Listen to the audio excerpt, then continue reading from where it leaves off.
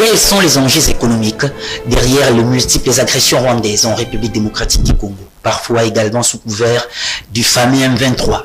Et pour répondre à cette question, mesdames et messieurs, nous avons dans nos murs aujourd'hui pour une première M. Patient Muzuri. Et donc, bonjour M. Patient Muzuri. Bonjour M. Anthony. Il est acteur politique et internationaliste. Déjà, c'est une première, nous l'avons dit, d'être chez nous à Ecofin Télévision. Si vous avez déjà quelques impressions au regard de votre première participation à ces numéros ou à notre magazine politique économique. Voilà, d'entrée de jeu, je voudrais d'abord jeter des fleurs à toute l'équipe, puisque ce cadre est un cadre qui respecte les standards. Je suis très ému d'être ici. C'est ma toute première expérience sur Ecofin Télévision. Je suis très content de l'accueil surtout. Ah oui, voilà justement. Et déjà, nous l'avons dit d'entrée de jeu, vous êtes acteur politique. Si vous avez déjà quelques mots à dire autour de vos activités ou actions politiques, et après nous allons entrer dans le vif du sujet du jour. Voilà, je suis secrétaire général adjoint en charge de la communication numérique, mais également porte-parole du PENEC. Le PENEC qui veut dire Parti national pour la nouvelle énergie du Congo, parti cher à Maître Michel Mwikabanza, qui est initiateur et président national. Nous avons commémoré 48 heures évolues, notre 6e anniversaire depuis la création du parti en l'an 2016. Voilà, le parti PENEC est constitué des jeunes, ces jeunes ambitieux qui se sont décidés de se lancer, de faire valoir leurs paroles, puisque la jeunesse souvent été utilisée juste pour assurer le second rôle. Nous nous sommes dit, nous en tant que jeunes, nous avons des propositions, nous avons des réformes, nous avons également quelque chose de positif à apporter dans le développement de la vie politico-économique de notre pays. Justement, Ecofin Télévision offre souvent ces tribunes aux jeunes et nous l'avons fait, nous le faisons maintenant même une fois de plus. Et déjà, parlons de notre sujet, le pillage des ressources naturelles de la République démocratique du Congo. Le soutien rwandais est avéré, le soutien rwandais au M23 est avéré, en tout cas plusieurs rapports l'affirment, et aujourd'hui vous êtes congolais, déjà si vous pouvez d'entrée de jeu, en tant qu'acteur politique, nous dire que peut être les rôles du Rwanda dans ces pillages que connaît la République démocratique du Congo il y a de cela près de 30 ans. Également. Il est un secret des polichinelles que le Rwanda soit l'épicentre, puisqu'il y a des mains noires, des puissances, des multinationales qui sont à la base de cette guerre, et le Rwanda assure la sous-traitance, mais également avec certains de nos compatriotes malheureusement qui trouvent des dividendes, qui trouvent l'intérêt dans cette guerre injuste qui nous est imposée et qui a causé tant de millions de morts. Voilà. Justement, votre perception sur ces soutiens, qu'est-ce qui peut expliquer le fait que la République démocratique du Congo compte plusieurs voisins, 9 en tout, et il n'y a que le Rwanda qui souhaite être une sorte de porte d'entrée à ces mafieux, parce qu'il y a des mafieux, selon plusieurs rapports derrière, qui soutiennent les activités militaires dans la partie orientale de la République démocratique du Congo. Qu'est-ce qui peut expliquer le fait que le Rwanda soit aujourd'hui la principale porte d'entrée? Vous savez, cette guerre, comme je l'ai dit au départ, elle est instrumentalisée. L'erreur que la République démocratique du Congo a eu à faire, le fait qu'on avait accepté nos frères du Rwanda, après la guerre qu'ils ont connue chez eux, venir trouver refuge auprès de nous.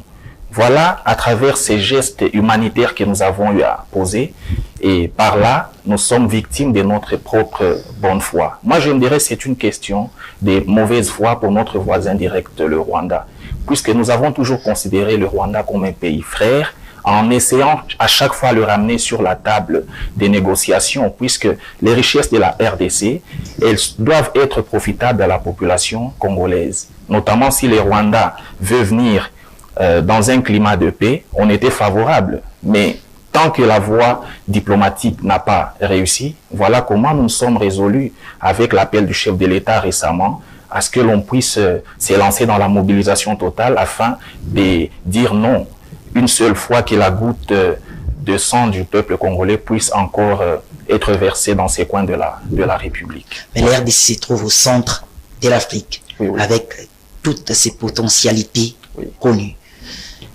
Mais après, est-ce que le Congo ne pourrait pas lui-même se dire, voilà, je ne peux qu'être convoité et je dois me sécuriser? Voilà ce que la République démocratique doit faire, puisque dans la zone des Grands Lacs, la RDC a souvent proposé la paix.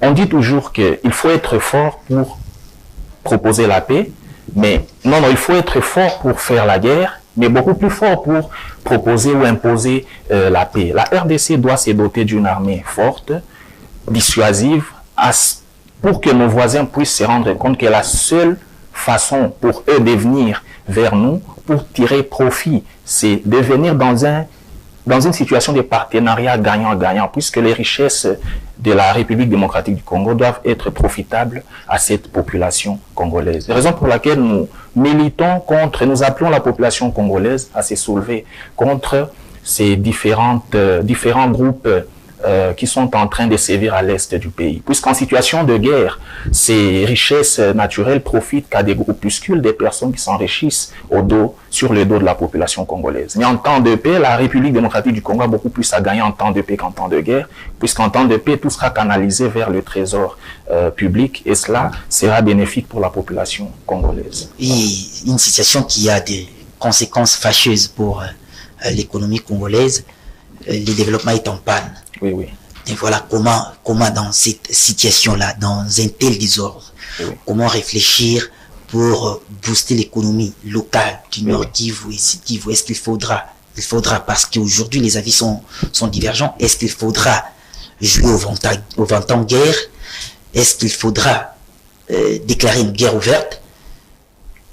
Ou il faudra continuer avec les démarches pacifiques que le président Tshisekedi avait évoqué tantôt, mais aujourd'hui, bien qu'il assure que les démarches diplomatiques n'ont pas fonctionné, mais il faudra continuer avec la voie pacifique ou il faudra changer de cap? À l'état actuel des choses, nous devons opter pour une économie de guerre. Cette économie qui consiste à tout mettre en œuvre, tout miser sur le renforcement de notre capacité militaire.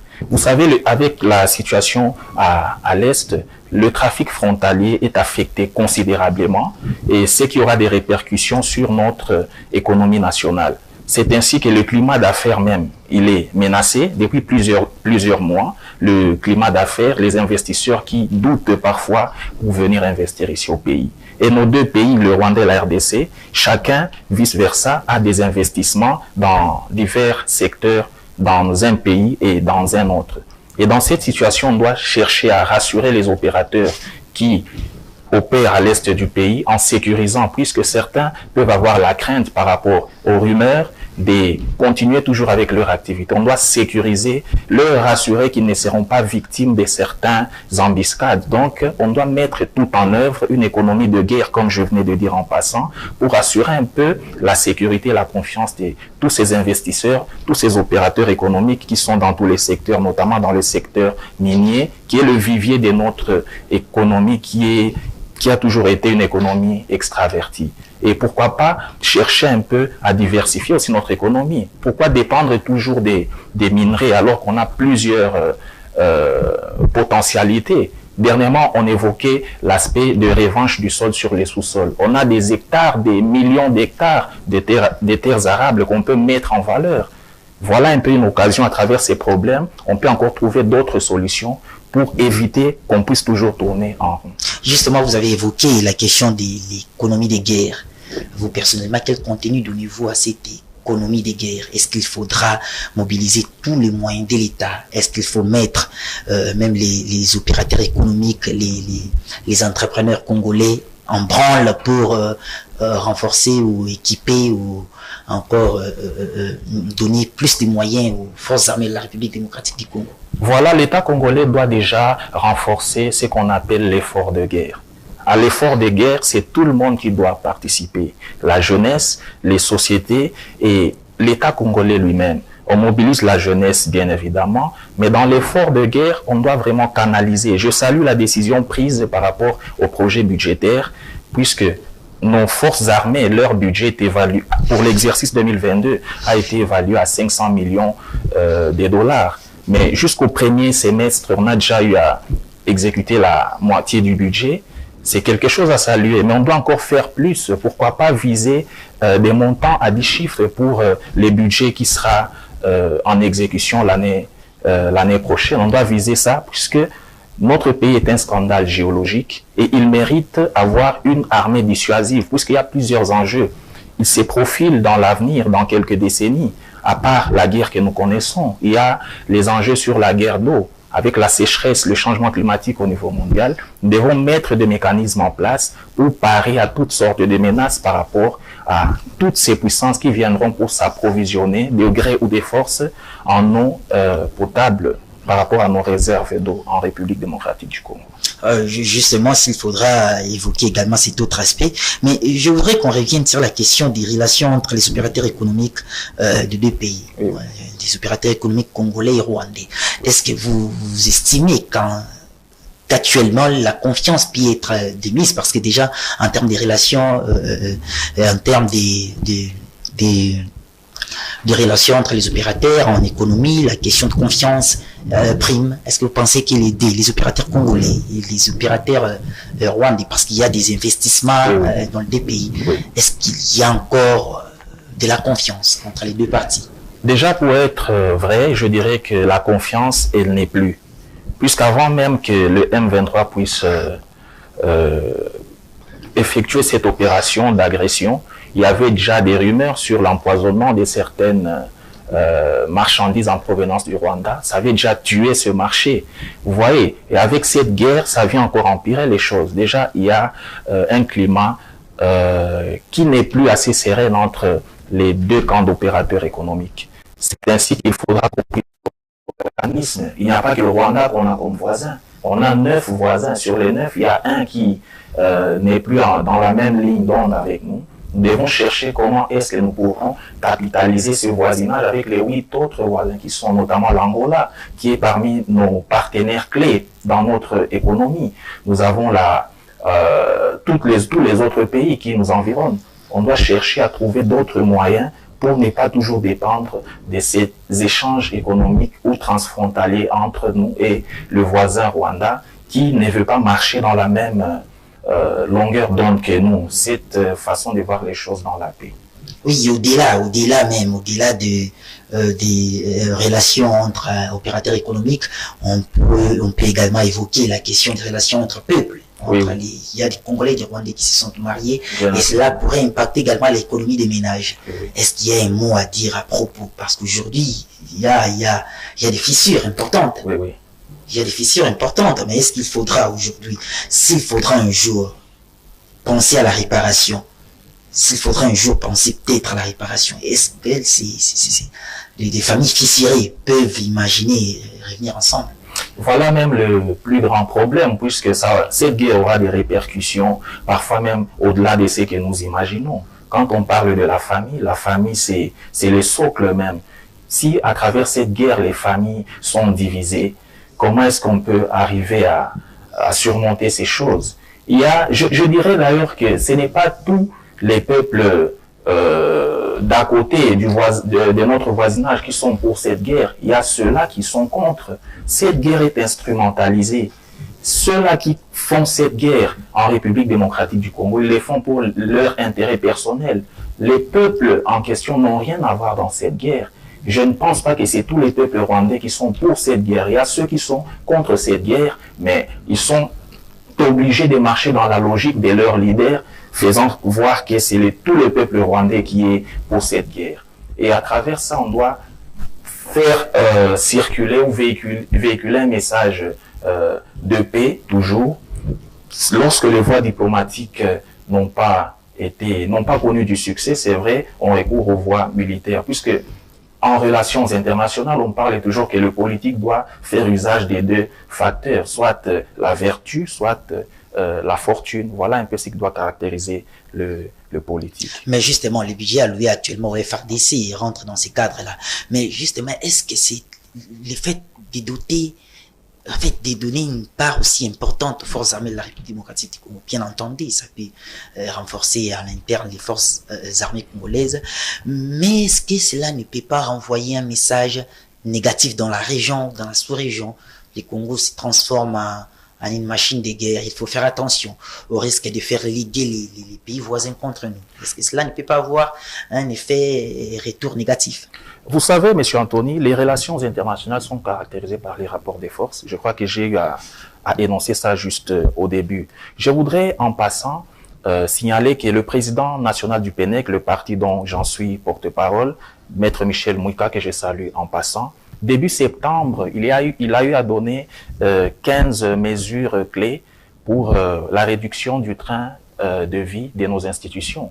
Tout ça, ça avait pour objectif d'alerter sur le fait que la RDC doit se doter d'un budget assez considérable, puisque ces 15 mesures de réduction de train de vie de nos institutions avaient pour but à ce qu'au niveau de la présidence, on arrive un peu à revoir à la baisse. Au niveau de la primature, la présidence doit chercher à prêcher d'exemple pour toutes les autres institutions. Et par rapport aux intérêts, ou soit par rapport à ce qu'on aura économisé, c'est une affaire de 10 millions de dollars. Cette somme peut servir... 10 milliards, voilà. Et cette somme peut servir à renforcer nos forces armées. Un pays sérieux, un pays qui est considéré comme un scandale géologique, doit se doter d'une armée forte, d'une armée dissuasive. C'est un principe des relations internationales. Si nous renforçons notre puissance militaire, ce n'est pas pour nous une façon de briser ces climats de confiance envers nos voisins. Non, c'est tout à fait normal. Et on l'a dit ici, il y a quelques minutes, que le Rwanda était une porte d'entrée, oui. Mais est-ce que ce pays de Kagame n'est simplement pas une simple marionnette?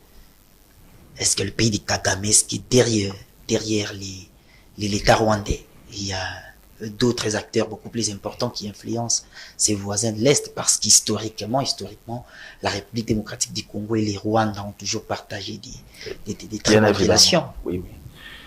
Le Rwanda, déjà, c'est un petit poussé. Nous le connaissons, nous le savons tous. Derrière le Rwanda, je l'ai dit encore au départ, que ce sont les multinationales qui alimentent cette guerre. Et comme enjeu, nous avons la révolution de la technologie au niveau mondial. Nous sommes en train de virer à 180 ou à 98. Voilà, nous sommes en train de virer dans la modernisation, l'avènement de véhicules électriques avec tous ces minerais, ces ressources minières que nous avons stratégiques.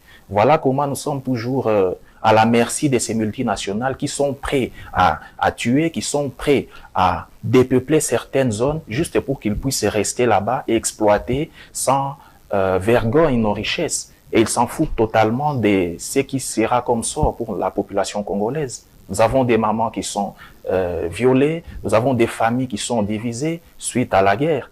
Eux ne sont pas là-bas.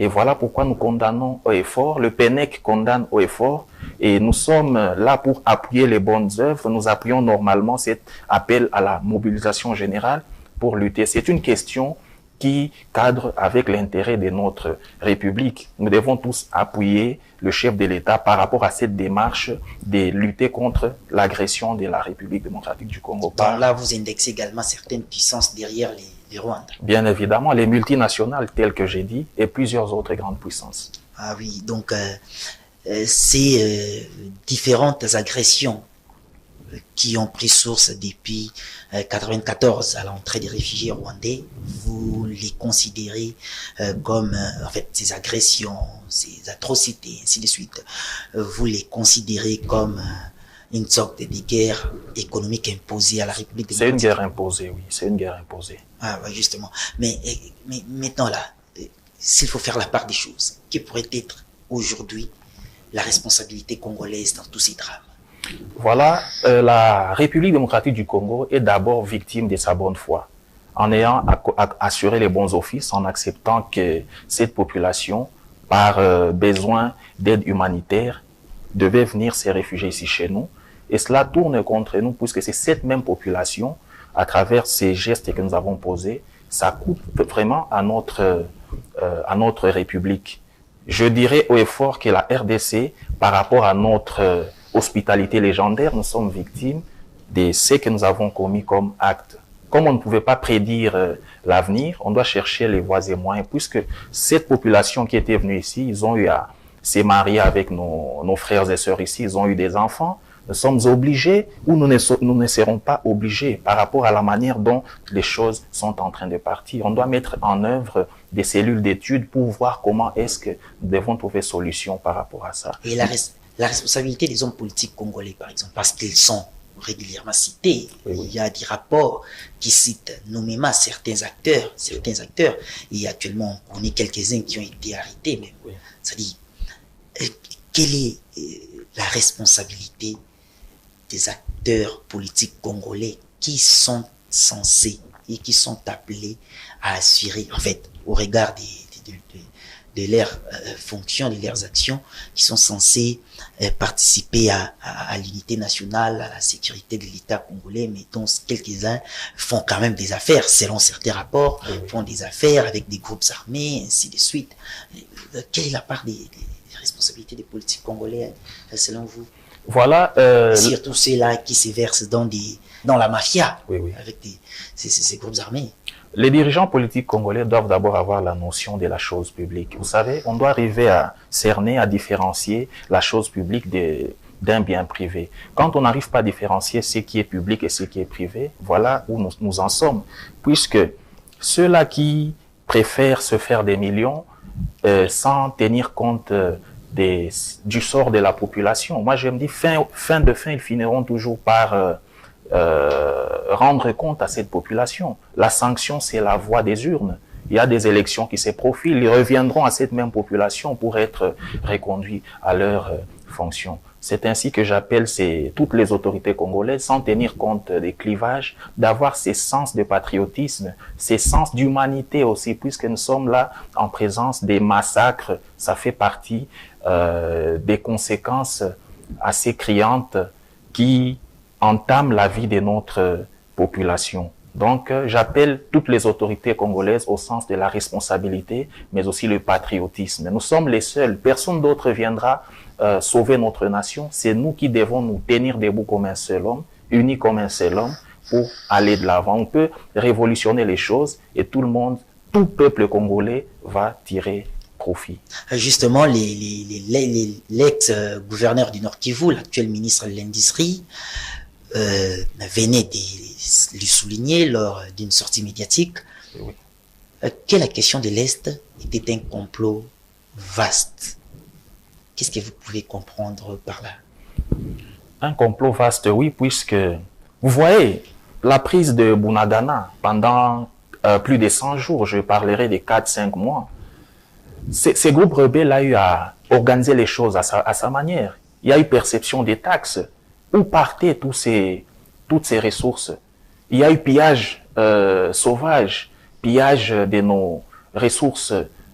D'où est-ce qu'on peut retracer pour savoir? C'est un manque à gagner pour la population, c'est pour l'économie congolaise. Voilà pourquoi nous disons qu'en temps de paix, nous avons beaucoup plus à gagner en tant que république. Nous devons favoriser la paix. Et nous devons appeler à la conscientisation, puisque ces seigneurs de guerre qui opèrent à l'est du pays, ils se font des millions. Mais ils ne savent pas qu'ils sont en train de détruire ce pays. Ce pays qui est le pays de leurs enfants, de leurs petits-enfants et plusieurs autres générations. La conséquence, quelle sera la conséquence?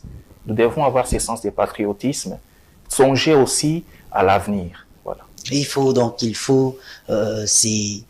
faut soutenir les derniers messages à la nation du président Tshisekedi. Évidemment. Voilà, justement, nous allons progressivement vers la fin des politiques économiques d'aujourd'hui. Et il y a une autre question, celle du Fonds national de réparation des victimes. En fait, l'État congolais a enfin, c'est pour une première fois, pensé à indemniser les victimes des guerres en RDC, des multiples agressions en République démocratique du Congo. Et donc, il y a ces fonds qui bientôt, qui est vraiment, c'est un processus qui sera bientôt mis en œuvre. Et déjà, si vous en tant que Congolais, quelle considération pouvez-vous accorder à à cette initiative? Voilà, c'est une initiative à saluer, puisque cela n'a pas été fait depuis bien longtemps. Ce sont des millions, nous comptons bien des millions de morts. Quand on s'élance dans une telle initiative, c'est vraiment à saluer. Mais je voudrais dire qu'on ne doit pas se limiter seulement là-bas, puisque en donnant ces fonds, quelles seront les mesures prises pour accompagner ces victimes? Puisque parmi ces victimes, il y a des femmes violées. Est-ce qu'il n'y aura pas une façon de chercher à réparer ces femmes, non pas seulement financièrement, mais psychologiquement? Pourquoi ne pas aussi envisager à former ces hommes, ces femmes qui jusqu'à présent gardent les séquelles de ces crimes perpétrés, mettre des programmes pour leur insertion, des suivis vraiment assez importants pour qu'ils puissent retrouver leur vie d'antan et être utiles à la société congolaise. Justement, mais il faudra quand même l'évoquer, la préparation d'une loi sur les refus des brassages, mixage et intégration des groupes armés aux forces armées de la République démocratique du Congo. Oui, oui. Et qu'est-ce que vous en pensez? C'est une disposition assez responsable, nous avons tous suivi, puisque, vous voyez, l'appareil étatique, notre appareil étatique est infiltré de tous bords. Et cela est occasionné par cette pratique d'accepter l'insertion des seigneurs de guerre, tous ceux qui ont participé à des tueries à l'Est, juste au nom de la paix. Moi, je dirais, une telle proposition mérite le soutien de tous. Nous devons tous soutenir cette proposition, puisque notre armée, notre police nationale, nos services de sécurité, nos services de renseignement ne doivent pas être un passoire, puisque là on parle de la souveraineté d'un pays. Lorsque notre système est infiltré de tous bords, voilà comment est-ce que ça fragilise le fonctionnement de notre République, et nous sommes faibles face à certains voisins qui naturellement ne peuvent même pas se mettre et parler devant la République démocratique du Congo en tant que géant au milieu de l'Afrique. Oui, on est pratiquement à la fin, et là je voudrais avoir ça dit un avis de vous parce qu'en fin de compte c'est la fin des hostilités qui compte. Oui. Et à votre avis, comment mettre un terme à ces cycles de violence? Quelles doivent être les priorités de l'État congolais pour qu'enfin les violences prennent fin? Voilà, pour que cette violence prenne fin, premièrement, je voudrais dire, on doit d'abord renforcer notre capacité militaire, puisque c'est la défense d'abord de notre territoire national qui doit être primordial. Raison pour laquelle vous voyez ces projets d'amélioration de notre budget alloués sur nos forces de défense nationale. On doit améliorer notre capacité militaire, mais aussi avoir toujours cette politique de vouloir coopérer avec ceux-là qui vont dans cette voie, qui veulent collaborer avec nous par des voies officielles. Voilà un peu la manière dont les choses doivent être faites. Nous devons vraiment chercher aussi à créer de l'emploi dans cette partie, puisque la plupart des jeunes qui s'élancent dans des groupes armés, c'est par manque d'emploi et ne savent pas comment avoir des moyens pour survivre, pour faire vivre leur famille. Voilà comment, lorsqu'on les sollicite à participer dans ces groupes, à intégrer ces groupes armés, ils partent pour avoir des petites dividendes. On doit chercher à donner de l'emploi à ces jeunes en créant des sociétés où on va recruter ces jeunes pour être utiles, et par là, ils n'auront pas ce besoin, ou soit ils ne seront pas tentés à intégrer, malgré eux, ces groupes armés qui sévissent à l'est de la République démocratique du Congo. Messie Patient Zuri, merci d'avoir été avec nous. Merci beaucoup, monsieur Antoine. Mesdames et messieurs, vous l'avez donc compris, c'est la fin de Politique économique du jour. Merci de nous avoir suivis. Les rendez-vous est pris pour le prochain numéro.